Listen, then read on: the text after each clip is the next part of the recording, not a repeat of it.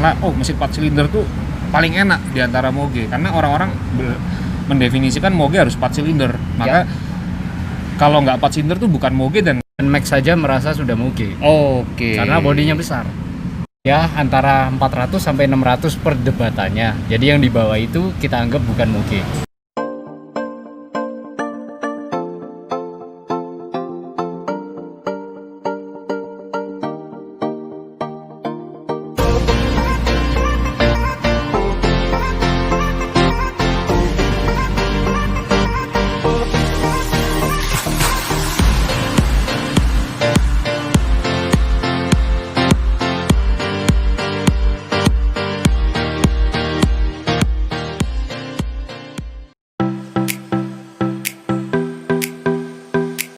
Oke, silakan. Oke, moge secara umum seringkali disalahartikan dari dimensi. Sebenarnya bro, dimensi itu nggak mempengaruhi apakah motor itu moge atau tidak. Jadi lebih ke kapasitas mesin yang kita bicarakan. Di negara-negara barat, umumnya moge yang berkeliaran di sana itu udah pasti 1000 cc ke atas. Jadi mungkin definisi mereka bisa beda juga sama kita. Tapi kita di negara Asia ya antara 400 sampai 600 perdebatannya. Jadi yang di bawah itu kita anggap bukan moge. Oke lah, kita ambil yang paling kecil aja 400.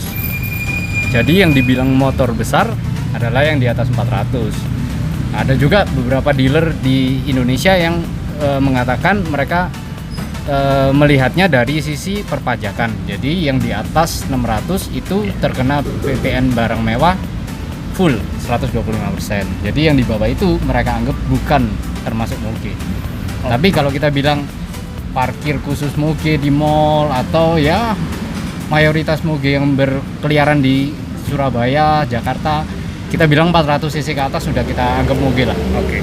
Jadi definisi moge itu intinya itu dari kapasitas mesin ya bro ya. Bener. Jadi bukan dari volume bentuk, bukan dari volume size bentuk kendaraannya, tapi dari mesinnya ya. Betul. Contoh kalau kita lihat Kawasaki Ninja 250 yang terbaru, dia memang bener 250 cc. Tapi kalau kita bilang body, mungkin sedikit lebih besar daripada Ducati Panigale yang 1200 cc.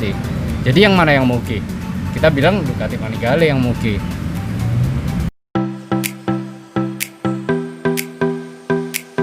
Oke, jadi betul. Jadi soalnya di masyarakat itu orang masih belum tahu gitu loh. Ada yang beranggapan bahwa moge itu harus 4 silinder, itu ternyata bukan ya. Ternyata bukan. Jadi moge itu bisa, kalau dari kapasitas mesinnya tuh jenisnya tuh bisa harus 4 silinder kah, ataukah bisa dari silinder yang lain? Bervariasi. Bahkan ada yang kayak 500 cc 1 silinder. Itu termasuk moge apa bukan? Kita anggap moge. Moge. Jadi ada 1, 2, 3, 4 silinder sampai dengan 6 silinder. Nah, jadi definisinya bukan silinder ya? Bukan, tapi dari kapasitas mesin. Dari kapasitas mesin, terutama kita yang di Indonesia ini kan sering beranggapan bahwa dengan naik motor yang bodinya gede, terus misalnya fairingnya ada fairingnya, atau ada boxnya kayak gitu. Gak usah jauh-jauh, NMAX saja merasa sudah moge. Oke. Karena bodinya besar. Jadi sekali lagi bukan karena bodinya, betul sekali sih. Karena kadang-kadang kalau setahu saya kalau kita lihat itu kadang-kadang ya tadi yang bro bilang itu dengan bodi besar udah mendefinisikan moge, ternyata salah ya. Benar, salah. Jadi kapasitas mesin yang benar. Oke.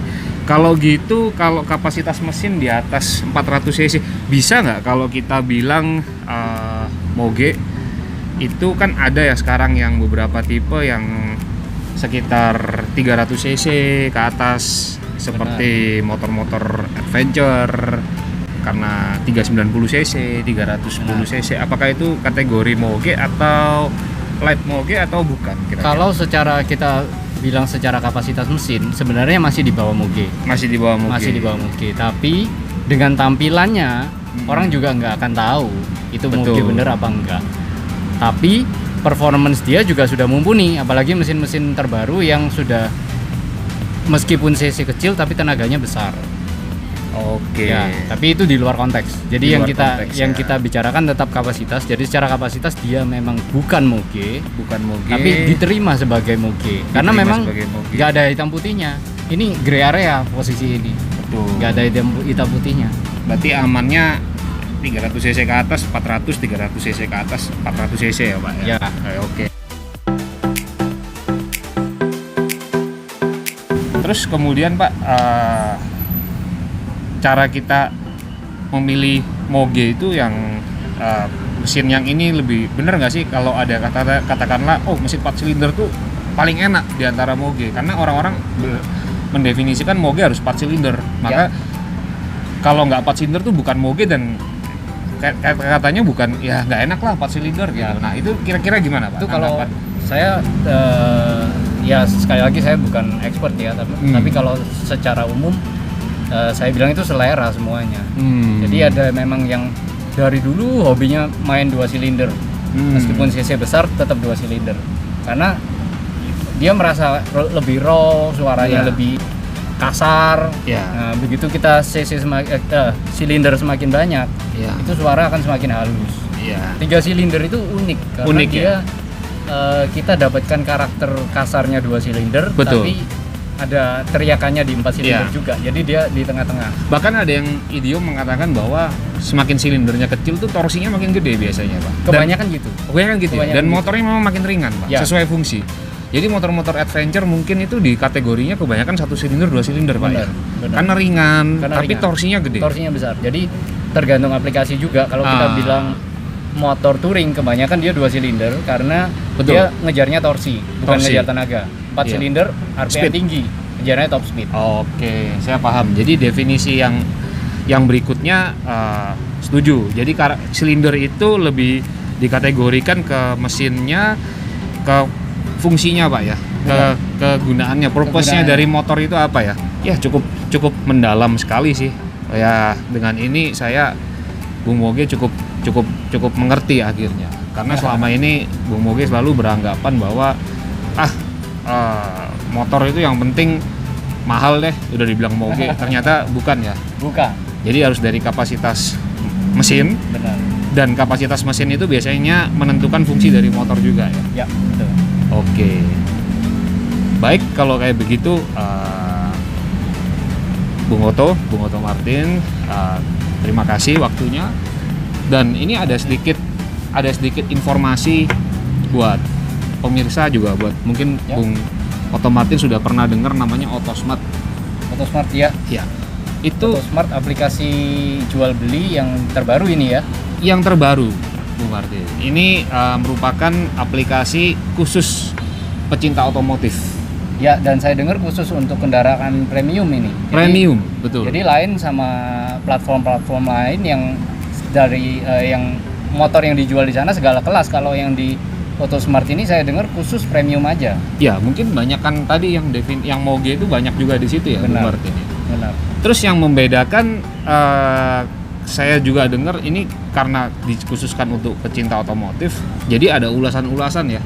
Ya, benar. Informasi-informasi seperti gini akan ada di aplikasi itu, dan juga kegiatan-kegiatan sosial. Ya, kegiatan charity semua kita bisa masukin di sana juga Ya, ya. yang terafiliasi dengan klub-klub atau motor klub apa Ya. semua bisa Pak ya.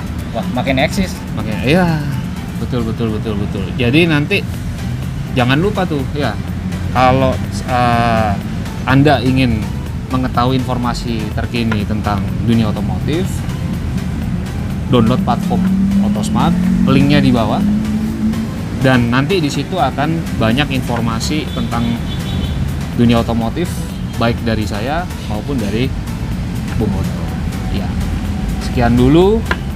Jumpa lagi berikutnya, kita akan berikan video-video review, kita akan berikan ulasan-ulasan dan juga informasi terbaru di dunia otomotif. Salam Moge. Yes.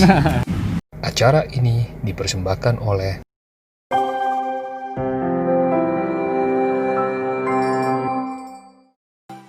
pemirsa. Kalau pada episode yang lalu kami telah menampilkan profil Bung Moge, pada episode kali ini kami akan menampilkan profil tentang Bung Oto. Bung Otto telah mendalami dunia moge sejak tahun 2004, pertengahan 2004 hingga sekarang.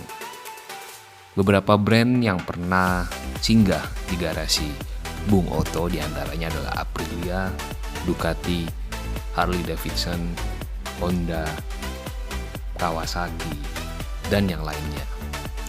Bung Otto memiliki pendalaman teknikal moge yang cukup baik, dan juga beliau memiliki hobi, diantaranya adalah bongkar dan otak-atik moge. Dan pada kesempatan kali ini Otosmart menampilkan profil dari Bung Otto, dan kedepannya kami akan juga terus mengulas informasi-informasi terkini dan teraktual dari dunia otomotif. Sekali lagi, bagi Anda yang belum memiliki platform Otosmart, dapat mendownload platform Otosmart. Dan bagi Anda yang suka dengan channel ini, please like, share, dan subscribe. Sampai jumpa.